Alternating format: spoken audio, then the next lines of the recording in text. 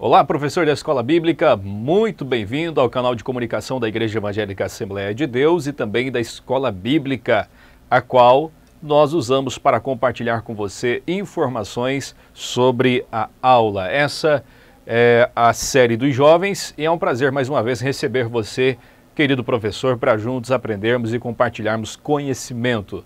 Estamos começando a sexta lição dessa lição que tem o segundo trimestre de 2018, trabalhando a Igreja do Arrebatamento, o padrão dos Tessalonicenses para estes últimos dias. E nós vamos trabalhar hoje sobre vivendo amorosamente e honestamente. Então seja bem-vindo, que Deus abençoe a sua vida, que bom ver você mais uma vez buscando conhecimento, crescimento para assim produzir a sua melhor aula, o melhor conteúdo para os seus alunos. Eu sou Eliab Camargo Alves e a gente sempre conversa por aqui, no mínimo uma lição por mês.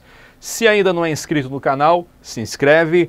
Se ainda não acionou o sininho aqui, clica no sininho porque você vai assim receber o conteúdo mais rápido, sempre que chegar vai chegar para você primeiro, e também entra no site eb-blumenau.com.br, só virei aqui para ver o site, tá? eb-blumenau.com.br, você vai lá no site tem preparado para você um conteúdo especial, além do vídeo, você vai ter também material em PDF para assim trazer mais subsídios para a sua aula. Vamos lá então. Eu quero só trazer aquela explicação novamente sobre o material de apoio, tá? O material de apoio que você tem acesso lá no site, em PDF, ele tem 3 cores. A cor amarela é sugestões práticas para a sua aula. A cor azul são comentários sobre o texto da lição. Nós destacamos a síntese do conteúdo da lição e colocamos para você. E o que estiver em verde são os comentários sobre as referências bíblicas. Interpretação e aplicação de texto, e assim nós preparamos o material todo especial para você, tá bom? Então vai lá no site, abre o material e vamos juntos agora no nosso vídeo para a nossa aula. Eu quero lembrar você dos nossos 3 princípios para uma boa aula, sempre comentamos aqui. Primeiro é lembrar os objetivos que você tem. Esses objetivos são os que estão na lição. Primeiro, refletir a respeito da necessidade do amor em nossas vidas. Segundo, apresentar o trabalho como uma necessidade para cada cristão e demonstrar o padrão bíblico com relação ao nosso comportamento social. Esses são os 3 objetivos que você tem. Segundo princípio para uma boa aula é ter um esboço da sua aula, né? Tenha em mãos um esboço com tempo definido, tempo para as dinâmicas especificadas. Isso vai auxiliar muito você na questão de tempo, de programação e também repetição de conteúdo. Com o esboço, você vai voltar às aulas que você já deu e você vai poder observar o conteúdo, as dinâmicas que você já usou. Isso possibilita você estar sempre inovando nas suas aulas. E terceiro é apego às escrituras. A sua aula, ela precisa ser bíblica, por isso dedique tempo na interpretação, aplicação do texto bíblico, porque isso vai fazer a diferença na sua aula. Os assuntos que nós vamos trabalhar aqui, eles são assuntos do dia a dia, trabalhados em várias outras áreas, em vários outros aspectos da sociedade. Agora, nós precisamos trazer para esses temas uma visão bíblica, e é esse o objetivo da sua aula. Lembrando que você deve continuar com o desafio aos seus alunos, né? Se você assim achar melhor, é uma sugestão que eu faço para você, de durante esse trimestre os seus alunos estarem lendo a primeira e a segunda carta. A primeira carta, ela tem 5 capítulos, nós já estamos quase chegando ao final do estudo dela, a partir da lição de número 9, nós já entramos na segunda carta, mas lembre os seus alunos de estarem lendo a primeira e a segunda carta, isso vai trazer muito mais resultados para a sua aula e para a vida deles.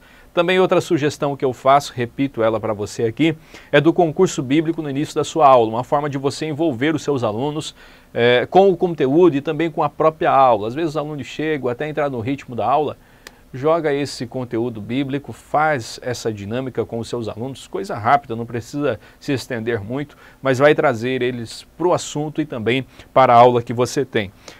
Se detenha nesse concurso bíblico que você vai fazer uma simples atividade rápida, né, por causa do tempo e do conteúdo que você tem pela frente, mas se detenha na questão dos temas da lição de hoje, amor e também honestidade. Vamos lá, o texto que nós temos como base para a lição de número 6 é 1 Tessalonicenses capítulo 4, versículos do 9 ao 12. E é um tema muito bacana, um conteúdo muito rico do apóstolo Paulo à igreja, e nós precisamos comentar um pouquinho sobre isso, né? Porque no capítulo 4, o apóstolo Paulo ele vai trazer um ensinamento diferenciado à igreja do que ele vinha realmente fazendo. E principalmente no versículo 9 ele vai trabalhar de questões práticas da vida cristã.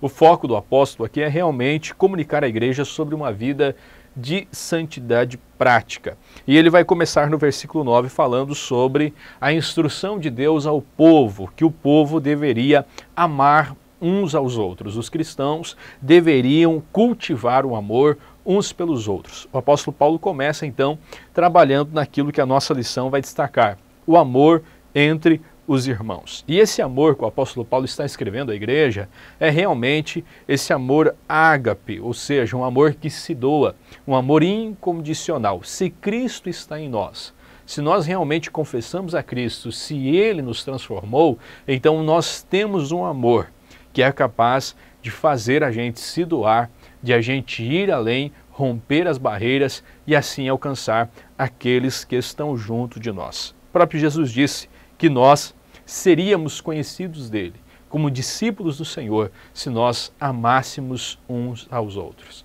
Jesus não só nos orientou a amar os nossos irmãos, mas ele disse que nós seríamos diferente dos outros religiosos, ou seríamos diferentes dos religiosos se nós amássemos os nossos inimigos. Ou seja, a vida cristã ela é pautada no amor. Nós precisamos praticar, nós precisamos viver o amor, e é isso que o apóstolo Paulo está ensinando e exortando aquela igreja. E na questão do amor, ainda no versículo 9, o apóstolo Paulo vai dizer para aquela igreja que eles deveriam continuar a crescer nessa prática do amor. Ele vai elogiar a igreja, sim, de que eles já praticavam o amor, mas ele vai também exortar eles dizendo que vocês continuem crescendo e continuem praticando isso.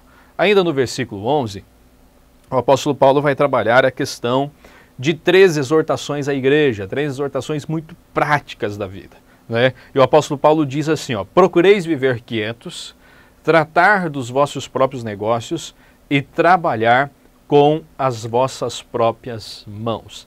São 3 exortações claras, objetivas, não há curva, né, naquilo que o apóstolo Paulo está falando, né? Ele é direto, é essa a expressão que o apóstolo Paulo está usando para a igreja. E algumas suposições são feitas em relação à interpretação e aplicação deste conteúdo, por mais que não há provas concretas de que o apóstolo Paulo estava prevenindo realmente isso, mas a suposição feita pela maioria dos comentaristas bíblicos é de que a expectativa pela vinda de Cristo, a expectativa pela volta de Jesus estava trazendo alguma inquietação à igreja, né? E alguns irmãos, então, estavam deixando de lado as suas atividades, estavam vivendo uma vida de abandono do emprego regular, e essa situação, então, estava gerando, assim, algumas pessoas ociosas e também intrometidas na vida dos outros irmãos, enfim, estava trazendo alguns probleminhas, e o apóstolo Paulo então corrige a igreja dizendo: procureis viver quietos, tratar dos vossos próprios negócios e trabalhar com as vossas próprias mãos, realmente prevenindo todo tipo de problema. Na lição nós vamos aprofundar um pouquinho mais sobre esse versículo 11, essas 3 orientações, mas também no material de apoio eu tenho especificado para você comentários simples sobre essas 3 exortações, tá bom? Dá uma olhadinha lá. O apóstolo Paulo, por qualquer motivo que ele vem instruir a igreja nessas 3 exortações, ele estava lembrando a igreja de que o amor fraternal e o trabalho honesto, feito com as nossas próprias mãos, fazem parte da vida cristã. No versículo 12, a gente está fazendo aqui uma interpretação, uma observação sobre o texto principal da lição. No versículo 12 tem duas considerações do apóstolo Paulo para a igreja. A primeira é de que andeis honestamente, e esse andar honestamente é realmente uma intenção da igreja em viver de uma maneira que inspire os não cristãos a conhecer a Cristo também. O apóstolo Paulo está dizendo para a igreja, vivei de maneira honesta para com os que estão de fora, ou seja, deem testemunho de Cristo. E esse testemunho será um testemunho tão forte que vai inspirar os outros a vir e conhecer a Cristo também. A segunda consideração que o apóstolo Paulo faz à igreja é, não necessiteis de coisa alguma. Realmente a expressão que o apóstolo Paulo está usando, se formos traduzirmos corretamente, seria, não necessiteis de nada ou não necessiteis de ninguém. Por quê? O apóstolo Paulo está realmente prevenindo aquela questão da ociosidade, daqueles irmãos que não estavam mais trabalhando e estavam assim dependendo dos demais, né? E o apóstolo Paulo estava realmente chamando a atenção da igreja que essa independência, em certo grau, de ninguém e de nada, faz parte também das virtudes da vida cristã. Amém? Lá no material de apoio, eu tenho preparado para você mais profundo esses comentários que vão auxiliar, assim, você, professor, a interpretar e aplicar na vida dos seus alunos esse texto bíblico, que é o que a gente vai tentar fazer também no decorrer da lição. Tópico 1. Quanto ao amor fraternal. É o primeiro tema que você vai trabalhar aí já no conteúdo da lição, trabalhando realmente o amor fraternal. E no tópico 1.1 você vai trabalhar sobre o Senhor, é o Senhor que nos ensina a amar. Ele é a fonte do amor. Paulo vai deixar claro à igreja de que o amor tem como fonte Deus. Uma vida no Espírito vai ser manifestante desse amor. O apóstolo Paulo está lembrando a igreja de que esse amor, ele está em Deus. E quando nós nos aproximamos de Deus, nós podemos viver e testificar esse amor às outras pessoas. Amar o irmão é uma verdade e também uma virtude cristã. Quando nós vivemos em amor, e quando esse amor alcança as outras pessoas, alcança os nossos irmãos, na nossa comunidade, na nossa igreja, e nós conseguimos conviver junto, compartilhando a vida, suportando uns aos outros em amor, esse amor em Cristo, é sinal que realmente o Evangelho, ele é uma verdade em nós, e nós temos as virtudes da vida cristã. Amar não é uma escolha, é um mandamento de Deus para cada um de nós cristãos. Por isso nós precisamos ir até Ele e se alimentar nele desse amor e assim poder compartilhar com as demais pessoas. O ponto 2, o poder de expansão do amor.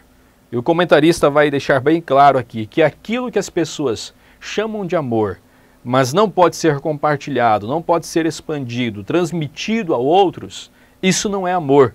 E isso sim é narcisismo. O que seria o narcisismo? Amor a si próprio. Eu amo somente a mim. Eu não estou me importando com o próximo, eu não compartilho com o próximo, eu amo somente a mim. A orientação de Jesus é que a gente ame aos outros como amamos a nós mesmos. Você pode amar a si próprio? Pode, mas você deve amar o próximo na mesma medida. Você deve amá-lo nessa mesma intensidade. Caso contrário, a sua vida cristã é vazia. A sua vida cristã, na verdade, nem existe, porque você demonstra que não conheceu a Deus e que o Espírito Santo não transformou o seu coração. A igreja de Tessalônica ela vai ser até elogiada pelo apóstolo Paulo porque ela estava compartilhando e ela estava vivendo esse amor. E esse amor era compartilhado com todos os cristãos da Macedônia. E o apóstolo Paulo até vai, de certa forma, elogiar a igreja por essa ação. E claro, depois ele vai orientar que eles venham continuar progredindo nesse grande amor. Ou seja, nós precisamos expandir, compartilhar ainda mais esse amor de Cristo. Ponto 3.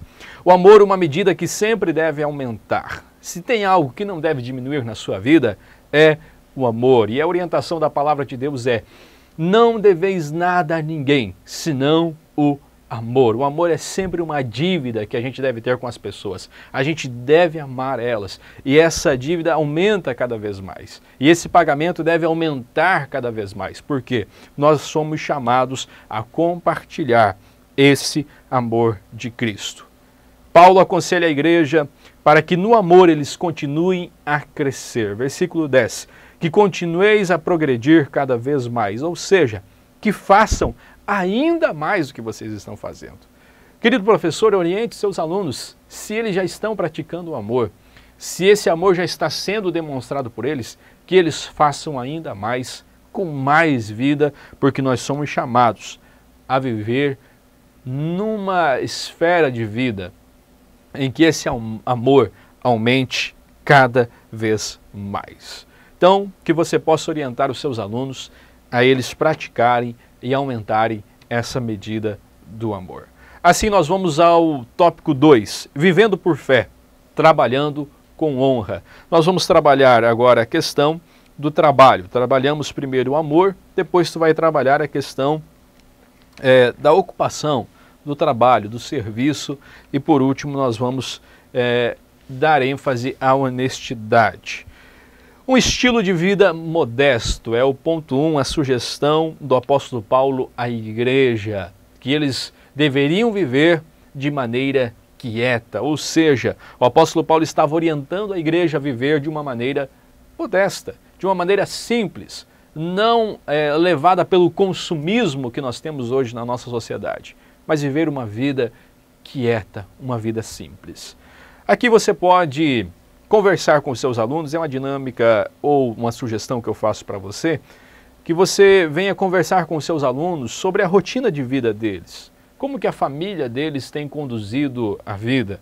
E você pode colocar aqui número de refeições que são feitas juntos, tempo de lazer em família, tempo de comunhão, diálogo em que os pais sentam para conversar com os filhos, em que avós sentam para conversar com os netos, tios, enfim, a família cristã hoje, a família que compartilha da fé em Cristo, que vive como cristã nesse tempo, está conseguindo viver em comunhão? Está conseguindo viver uma vida de proximidade? Ou será que nós estamos também nessa bola de neve que conduz a nossa sociedade no consumismo, no ativismo, em que ninguém tem tempo para nada? O objetivo aqui é realmente você fazer os seus alunos a terem a consciência de que é necessário nós, como cristãos, vivermos uma vida modesta, e viver uma vida modesta envolve compartilhar momentos simples em família. É isso que o apóstolo Paulo busca ao ensinar, ao exortar a igreja, né? E ele realmente está trazendo para eles um ensinamento que vai valorizar a vida.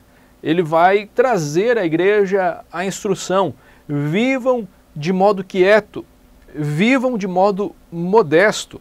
O apóstolo Paulo está realmente dizendo: esforcem-se para viver uma vida tranquila, para viver uma vida simples, para que vocês venham estar aproveitando os momentos da vida e não perder eles em coisas que não valem a pena.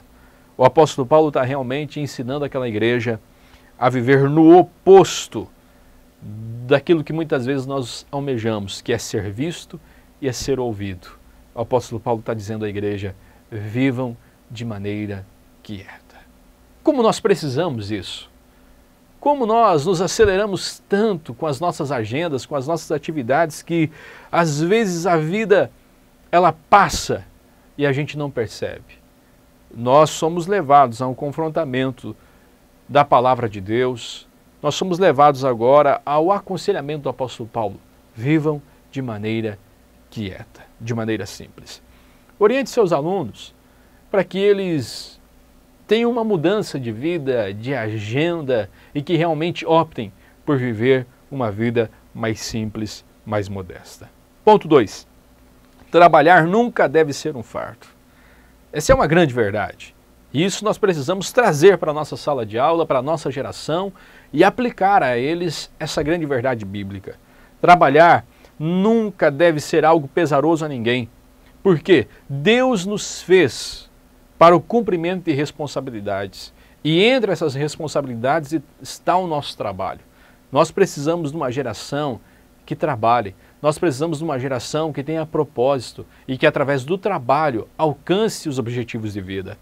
Deus, família e trabalho, esses são pontos essenciais da vida humana. E isso faz parte da realização de cada ser humano. Ter uma vida realizada envolve Deus, família e trabalho. A partir do momento que isso é tirado da vida de alguém, pode ter certeza que esse ser humano terá problemas na sua vida. Ele vai viver com dificuldade, porque a realização do ser humano envolve Deus, família e trabalho. Esse tripé foi estabelecido desde o Jardim do Éden, no nosso primeiro representante, Deus, família e trabalho.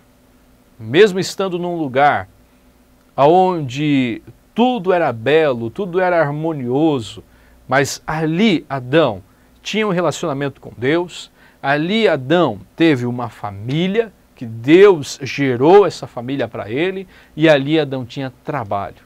As coisas no Jardim do Éden poderiam muito bem funcionar somente com Adão e Deus, mas não.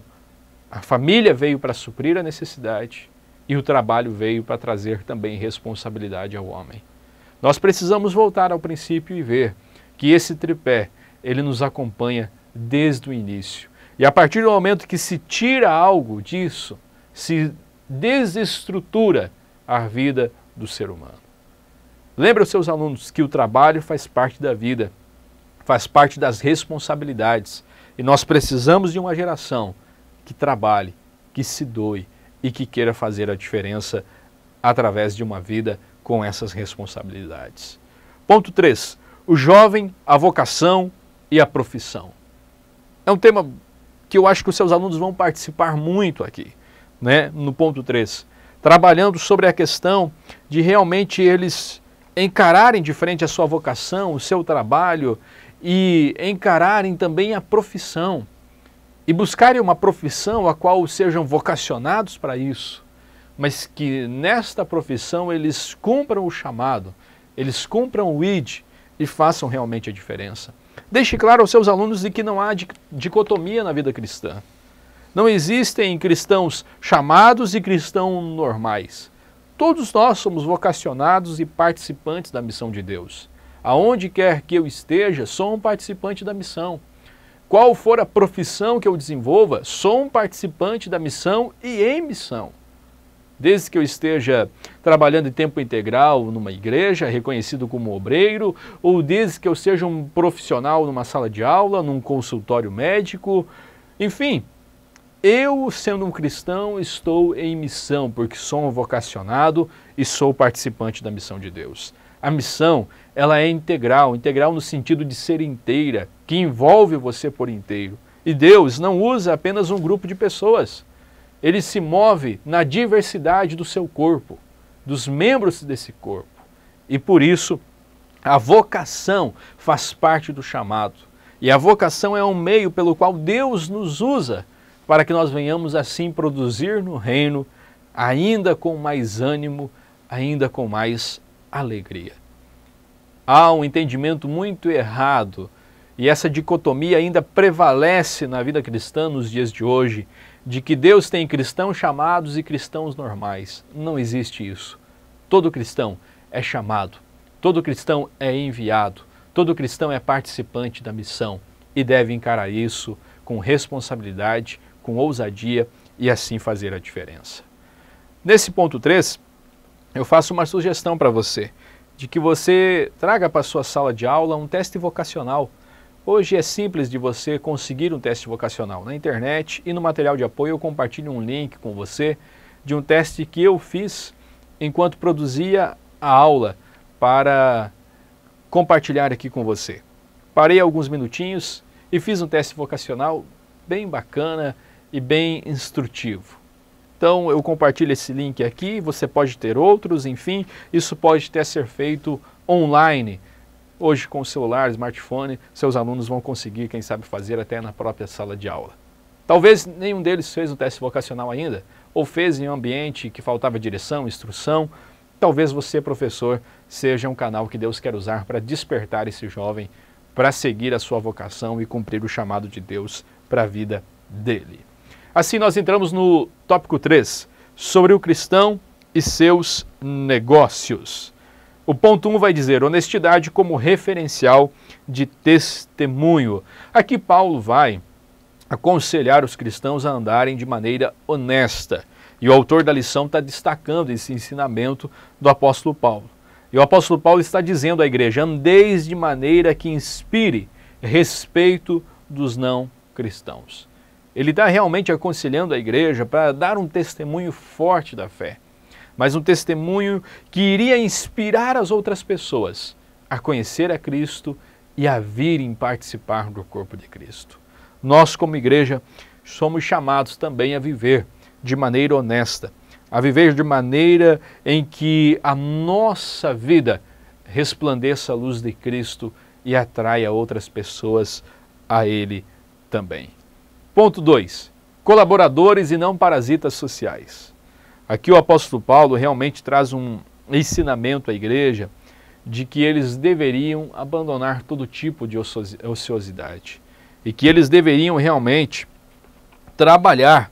E o apóstolo Paulo vai dizer que deveriam trabalhar com as suas próprias mãos e cada um deveria cuidar do seu próprio negócio. Você vai ver no ensinamento do apóstolo Paulo, e o escritor da lição vai trazer esse entendimento, de que os preguiçosos, eles não deveriam e não devem depender da caridade dos outros. Sim, devemos fazer caridade.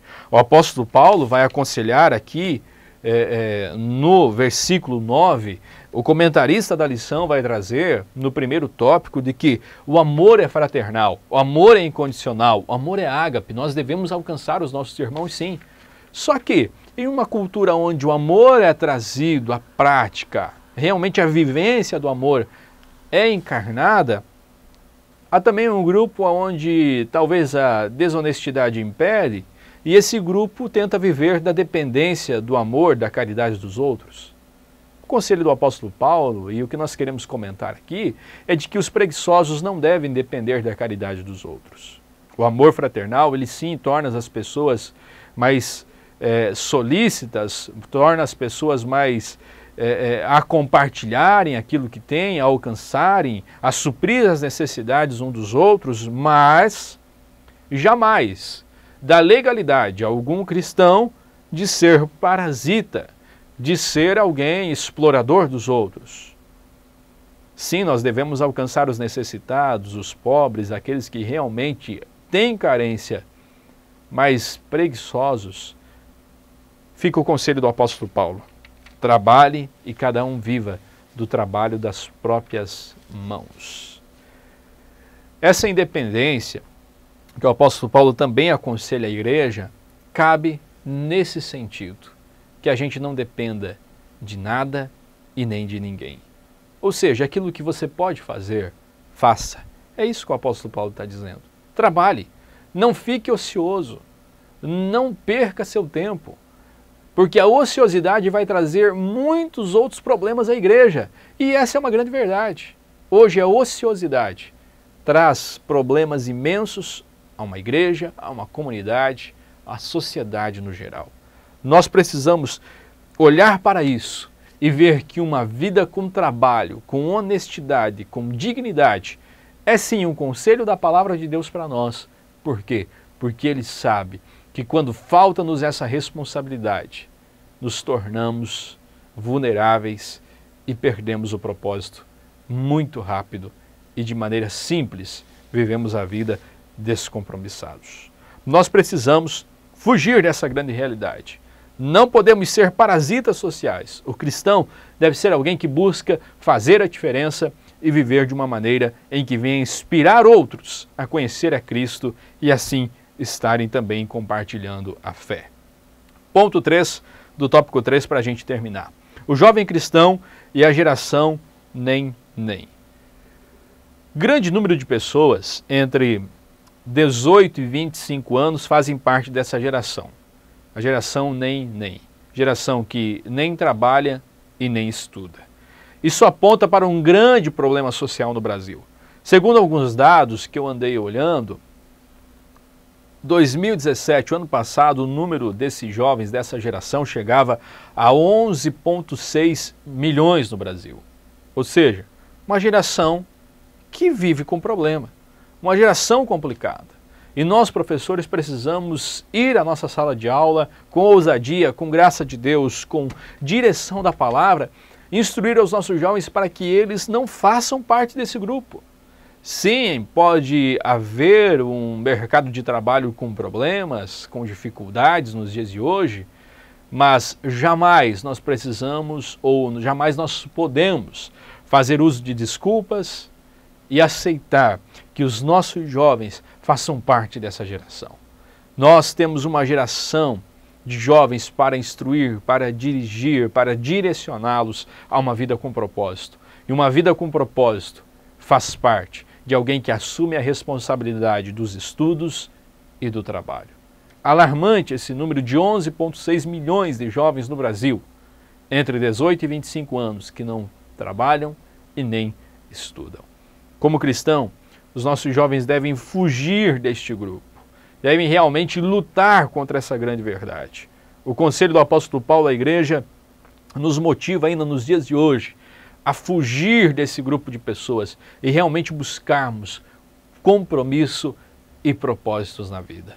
Buscarmos uma vida de estudo, buscarmos uma vida de trabalho e assumirmos essas responsabilidades. O apóstolo Paulo orienta a igreja a viver, de certa forma, em liberdade, quando ele diz: não necessiteis de coisa alguma. É realmente vivermos uma vida dentro do propósito e dentro da responsabilidade. Claro, os problemas sociais, as dificuldades sociais, tudo isso faz parte da vida e cada caso é um caso. Mas nós temos que lutar e orientar a uma geração que se acomoda, que acha a vida confortável do jeito que está, que se torna parasita de pai e mãe, que se torna parasita de projetos e assim por diante. E nós precisamos instruir essa geração a viver por propósito. Essa independência, o apóstolo Paulo está trazendo à igreja, essa independência que seria não depender de Deus, não seria nada disso, seria uma independência de realmente cortar esse mal pela raiz, da ociosidade que depende do outro. O apóstolo Paulo, ensinando a igreja a viver longe disso, estava dizendo, faz parte das virtudes da vida cristã, viver de maneira proposital, assumindo as responsabilidades.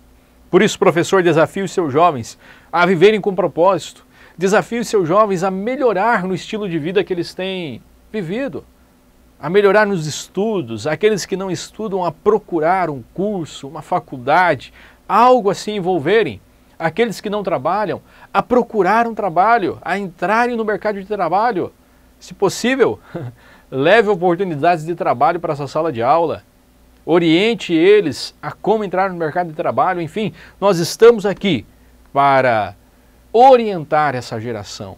E você, professor, é um meio, é um canal pelo qual Deus quer falar e comunicar essa grande verdade a esses jovens. Nós precisamos viver uma vida com propósito, buscar essa vida com propósito.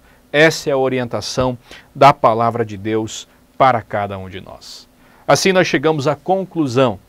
E na conclusão, motive os seus alunos, aproveite o término da sua aula e instrua eles a viverem aquilo que o apóstolo Paulo escreveu. O foco do apóstolo Paulo é realmente comunicar à igreja verdades da vida cristã e também comunicar à igreja uma santidade prática. Não somos só espirituais, enfim, cuidar das coisas espirituais, mas a vida cristã, a vida em comunidade, a vida na sociedade faz parte da nossa espiritualidade, não há uma dicotomia. Ah, minha vida com Deus, minha vida com o ser humano. Não há essa dicotomia, nós somos um só. E nós precisamos trazer essa verdade do Evangelho e aplicar na nossa vida aqui, no agora. E isso envolve amor, isso envolve responsabilidades, isso envolve honestidade. Esse é o conselho do apóstolo Paulo à igreja, sendo boca de Deus para o povo que estava em Tessalônica. Esse é o conselho de Deus para os seus jovens. Que você, professor, possa instruí-los a compartilhar, a praticar e a viver o amor, a responsabilidade, a vida modesta e a honestidade, buscando assim uma vida com propósito e uma vida que inspire outros a conhecer a Cristo também através do nosso exemplo. Que Deus te abençoe, excelente aula para você, que Deus abençoe os seus alunos e te use de uma forma toda especial. Aquele abraço e até o nosso próximo encontro. Deus abençoe.